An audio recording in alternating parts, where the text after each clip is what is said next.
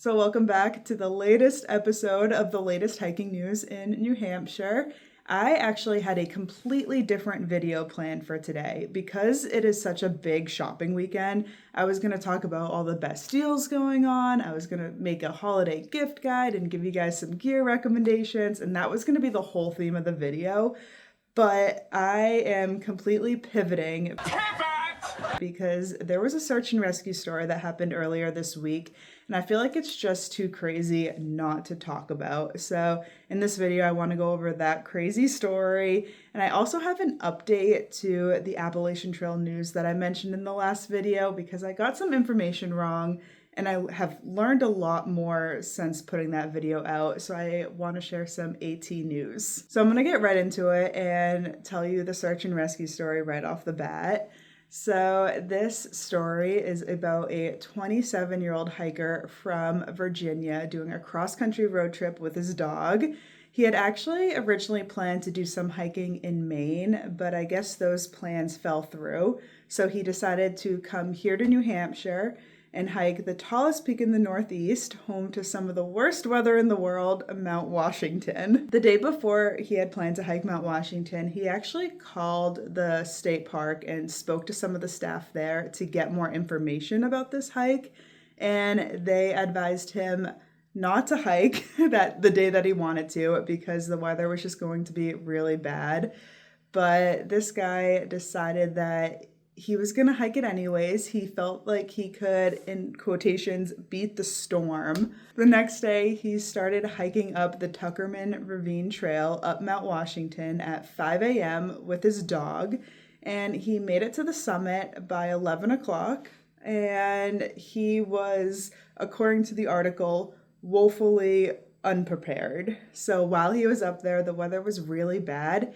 He forced his way into one of the snowcat vehicles that they keep at the summit and sat in there with his dog. And the park staff approached him and tried to get him out of the snowcat, and he was being completely uncooperative, I guess rude. I guess there was an altercation between him and the staff. And it honestly just kind of sounds like he was being a jerk and he just refused to get out of the vehicle. So I guess they called the New Hampshire Fish and Game, and they had to take the dog into consideration when doing this rescue. And just a side note, I feel so bad that this dog was up on Mount Washington in these conditions, because it's one thing to put yourself in an unsafe situation, but to bring along your dog who has absolutely no choice but to just follow you, it's a little upsetting. So he's in the snowcat. He won't leave. I guess they decided that the best course of action was to just drive him off Mount Washington in the snowcat, and they brought him to the base of Mount Washington. And I guess officers were waiting for him there, and they tried to talk to him or interview him, and he again was being uncooperative, and he decided to just leave. Because his car was parked at Pinkham Notch, he just started walking back to his car, which I believe is 3 miles away. So yeah, that's the story.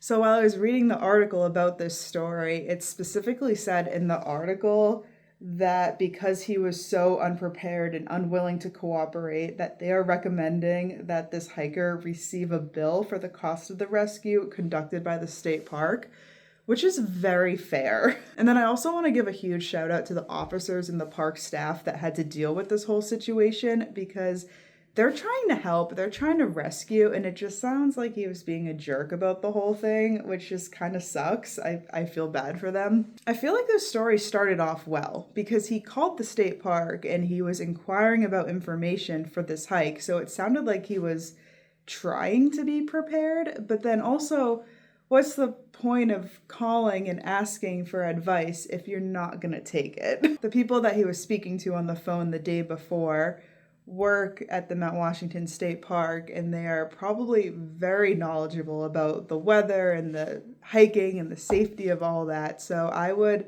take their advice 100%. There's a couple comments that I saw from the story that I want to highlight. This first one says, I would have rescued the dog and told him to hike back down.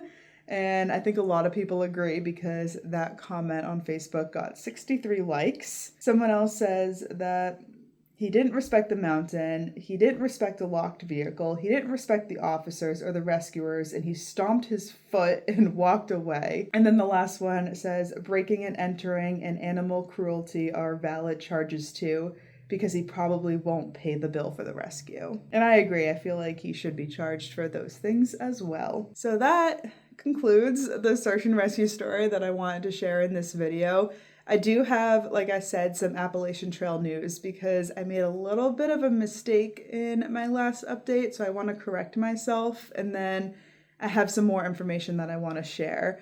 But first, you could get 8 of these amazing tasting electrolyte drink mix for free thanks to today's sponsor, Element. If you haven't heard, Element is an electrolyte drink mix. You just add one of their packets to water and you have the perfect hydration.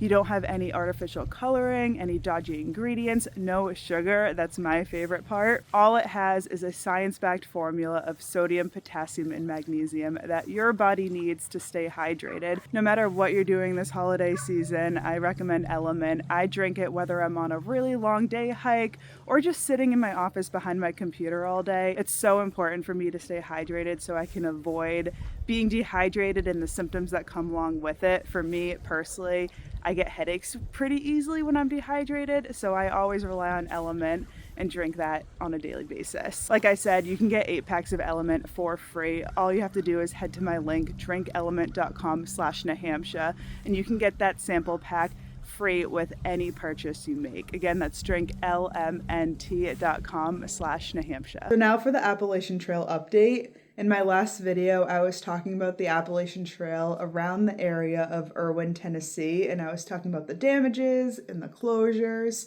And since then, I actually got a message from the owner of Uncle Johnny's Hostel near Erwin, Tennessee, with a correction and then also a lot more news and updates that I was completely unaware about. So first, I want to make my little correction. The bridge that I showed in my last video near Erwin, Tennessee was not the bridge that the Appalachian Trail goes over. It was a different one.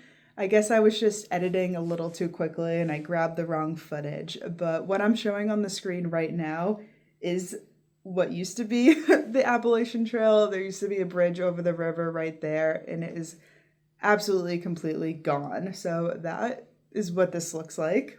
I also didn't realize how bad Uncle Johnny's Hostel got hit by Hurricane Helene. So Cheetah bought Uncle Johnny's Hostel almost 3 years ago, and ever since he's been fixing it up because I guess when he bought it, some of the cabins were just inhabitable. So he's been working on it. His staff has been fixing it up. He had work for stay people, just really trying to get this hostel fixed up and updated. And then this hurricane came through and just completely wiped out everything that they've been working on for almost 3 years. Some of the cabins are completely gone.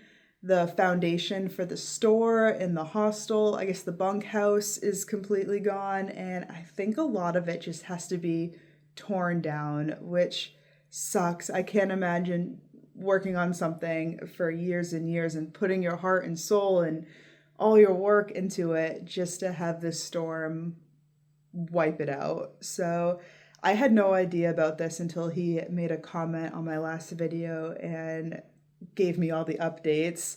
He sent me a link to a video that showed the hostel in the current state, and he also sent me a link to the GoFundMe because he's raising money to get the hostel back up and running. He is not just going to leave the hostel damaged. He is going to bring it back. He is going to keep fixing it up. So if you want to check out the GoFundMe, you can donate if you can. He's also posted a lot of pictures and updates on that website, so you can read about it and everything he's doing. He sent me that message on Thanksgiving, and I believe that he is already starting to fix it up right now. Now I have a couple updates in my neck of the woods in New Hampshire. Definitely not as bad as Hurricane Helene, but we did get a ton of snow on Thanksgiving Day. There were some towns around me that got up to 14 inches of snow, and the roads were really bad. I tried to go to my parents on Thanksgiving, and we made it 5 minutes down the road and saw cars off the road and accidents and fire trucks blocking the road. So we turned around and we went home. So it's a quick update on my life. So I hope everyone had a happy Thanksgiving. And if you did hike over Thanksgiving or over the weekend, as always, you can send me your hiking submissions to nahamshahiker@gmail.com. Send me some pictures from your hike and a little blurb about it, and I will share it in one of these videos. Today is actually a small business Saturday, and I just worked a full day at my shop, and it was just amazing. So many people came in to support my shop and to say hi to me and chat. So thank you to everyone who's shopping small, who has supported my gift shop, because it's been doing really well. I've been super busy this time of year, so I'm just really thankful. And like I said in the beginning of this video, my original plan for this video was to talk about gear and all the deals going on right now with the different small businesses, and I was going to put together a holiday gift guide, and I'm just going to put all that information in the description of this video. So there's brands like Hyperlight Mountain Gear and Enlightened Equipment and all these cottage companies that are having really great sales right now. So I will put that information down in the description along with my favorite holiday gift ideas. Because if you're buying a gift for a hiker, backpacker, camper, a lot of the gear is so specific, and a lot of gear is like personal preference. But I put together a little list of things that I think any outdoorsy person will like this holiday season. So that's all in the description. And I'm going to close out this video right now. I hope everyone stay safe out there. I hope everyone puts their safety over reaching the summit of a mountain. That's my new favorite phrase right now. And I will see you in the next video. Bye.